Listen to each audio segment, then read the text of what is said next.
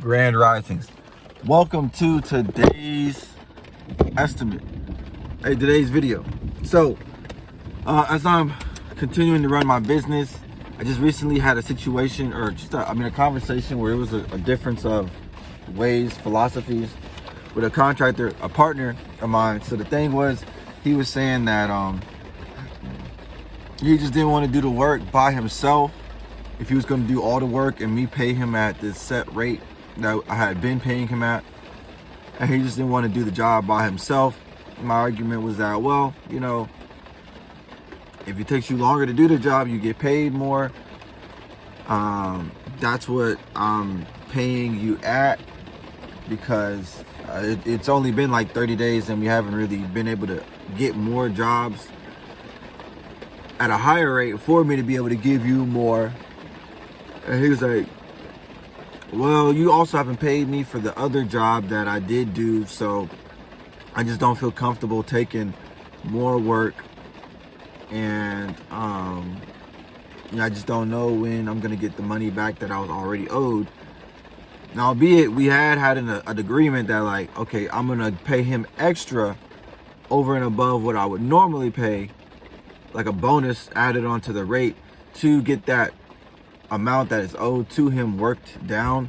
His argument was that the longer he waits for that money, the more worthless it becomes. I didn't say this, but as a side note, I would argue that the longer he waits, the more valuable that money becomes once it actually is acquired. Assuming that you will at some point in time acquire that money, it's more valuable because you feel like you didn't actually have to work for it. But so it was basically just saying, he's like, I had this job lined up today that we were gonna go look at, and I was saying, yeah, you would do it, you would start on it over the weekend. He also had some issues about working over the weekend. He was like, well, can the customer, can they do it during the week? And it was like, well, no, they're not really gonna be home during the week. They said they're the most available on the weekend. He's like, well, I'll talk to her and see if she can, change her mind to be able to do it during the week. And that's fine. It's really not fine, because, she already told me, like, hey, it's available during the weekend. I'm trying to do that. That's when I'm available. If we do it during the weekend, we just get it squared away, and then there's going to be more jobs that come up after that. So basically, he was just like, yeah, I just can't do that. I feel like the rate you're paying me, I should get 80% of whatever that, contract rate is. And since you're not doing anything, you're just sitting down. So since you're just sitting down, I should get the lion's share of the work. And that's logical from his point of view, if he, with the information that he does have, or because as we go up the levels in life, we gain more information. So some things that might seem wrong, bad, or different, as you gain more information, they seem like, oh yeah, that is actually fair, because it's a bigger picture. It's more of a meshing that's coming together after you're more in line with the information that has informed you, right? You have a more solid form, and you're entrenched in that, so you're drenched in that. So from his point of view, that's what it is. And from my point of view, I'm providing an opportunity, and I'm continuing to provide opportunities so that this enterprise grows, the contract values grow, you're able to get paid more, you're able to instead do supervisory work instead of doing the labor work. He's like, oh, well, that's a pyramid scheme. Sounds like a pyramid scheme. And all businesses are schemes. That's what it is, because the business not only contracts with the customer, they contract with the worker. And that's the employees fulfill on behalf of the business, or the employees are agents of the business. They either fulfill on behalf of the business, they either serve on behalf of the business, they either market and advertise and sell on behalf of the business. They either close on behalf of the business.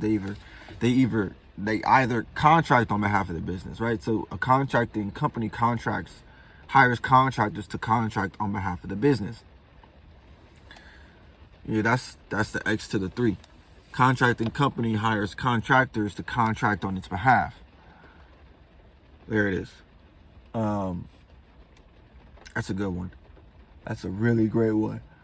And so it just, it's different functions, different compartmentalizations that come with that, and everyone just being able to know that, like, where their role is for this particular time, and just seeing the vision and seeing where the company is actually going, so that they'll buy into the company. Because a good solid company, and it makes sense now why you don't, like, companies that are really good to go work for, it's harder to move up in the ranks, because the people who bought into the vision at the beginning, they took a higher risk, and the reward is more security, more safety for their positions, because they've invested more into the life of the company, and they've invested their life into the company. Whereas people who come on now, after the company's already like a big name brand and they got national or interglobal recognition, they haven't invested that much into the brand or the building of the company. So they can't that upward mobility isn't there, because it's already been branched out and experimented with, and the people who took the risks and were successful with them are entrenched in those positions. So basically that's just to say that, like, yeah, he can have his opinion. I can't afford to pay him more, because there isn't more until I get more other workers, and then I go and secure a higher value contract.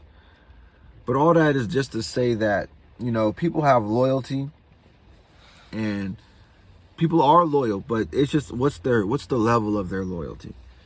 Because if it's to the vision of the company, which is, it's not even to me, it's but to the vision of the company, then that's where they'll make decisions in that are in line with that loyalty. Whereas if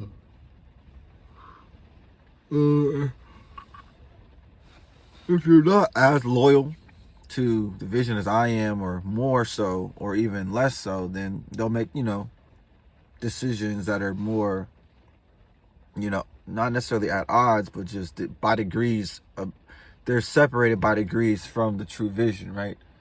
And it's distinct in that way. So depending on what their loyalty is, they'll make a decision that is, let's just say, litigated by degrees, or different by degrees, or aligned or misaligned by degrees.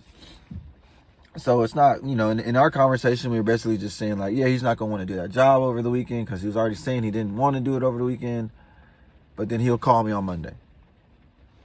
And I'm like, oh, to talk about what? He's like, well, just to talk. So, keep the communication open. And of course, I'm still going to pay him the money that I do owe him from the other job. The thing about it, though, is pretty much that money was going to come from the job he was going to do this weekend. And that money was going to go to me paying him back.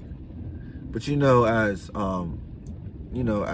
situations go, instead of him like just saying, let's just stay at the rate, or this agreement we already had of this rate plus a bonus that I had agreed to with him, like yesterday, then he's like, let me do a different rate to ask for more, which is it just the more negotiations that go back and forth, that just means more unstable you are, which is fine, because I've been there as well.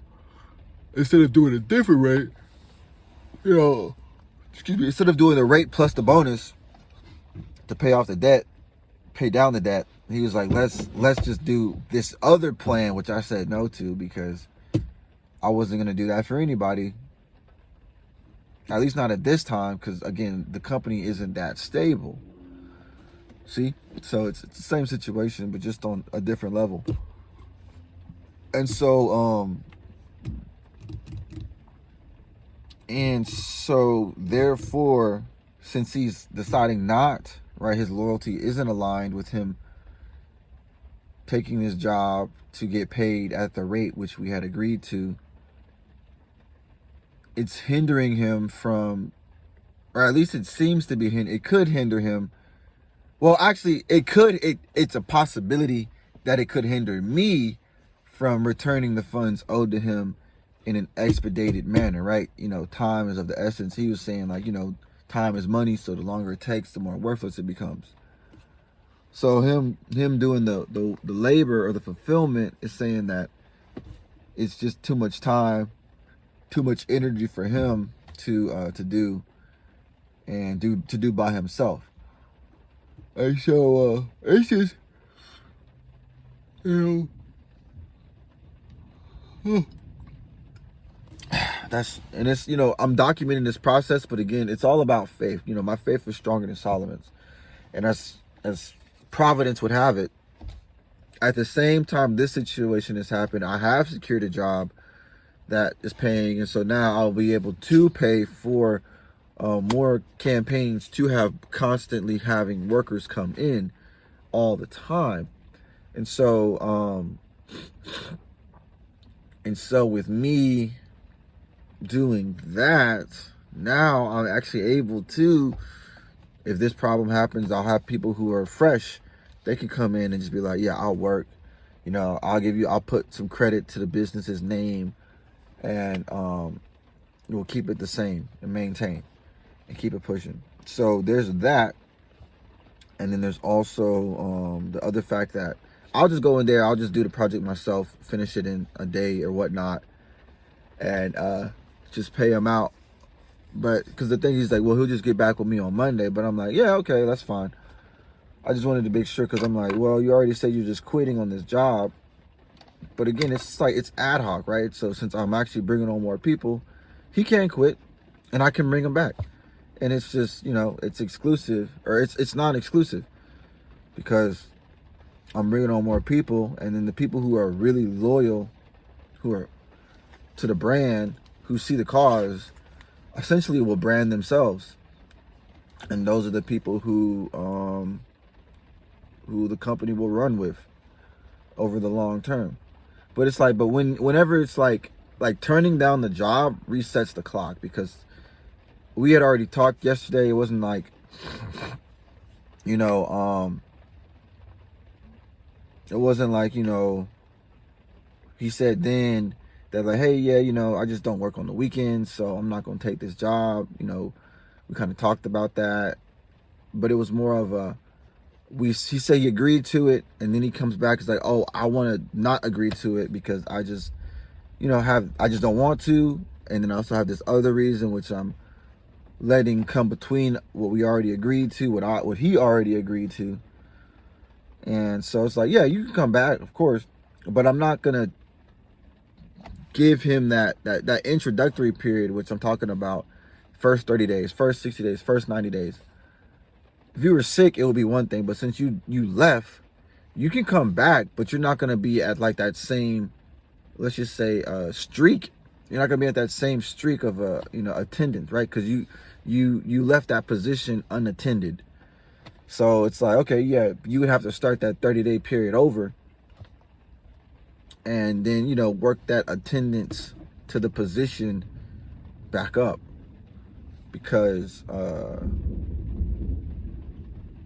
you left after you agreed to do so. So you didn't break your bond, but, you know, you just left. You left that position unattended. So now that causes me to scramble. So I'm not going to look at it like, oh, that didn't happen. Of course it did happen. And I'm going to just make a note of it that, like, until you've made a change that is sound upon you, I'm not going to be able to give you as much access as I necessarily would. And I want to say access, I mean like a higher rate, a higher pay rate, because you left your position unattended. So you have to work your way back up, just like you had originally, just like we're all doing. So that's why it's important to just be consistent, especially with something you're where you want to be in. And if you don't want to be consistent in not wanting to be in it. So so there's that.